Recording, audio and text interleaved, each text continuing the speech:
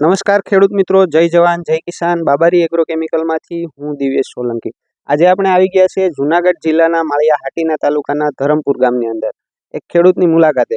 તો સૌપ્રથમ આપનું નામ જણાવશો. મારું નામ કાનજીભાઈ અમીરભાઈ સોલંકી. મારા મોબાઈલ નંબર છે 81 53 00 61 08. તો કાનજીભાઈ, તમે તમારી મગફળીની અંદર કઈ દવા અને શા માટે વાપરેલી છે એ અમારા ખેડૂત મિત્રોને જણાવશો. મારી મગફળી વધુ વરસાદને હિસાબે બેહી ગઈ હતી, કોઈ વાતે ઉપડતી નહોતી. એની અંદર મેં મારી રીતે ઘણી મહેનત કરી હતી.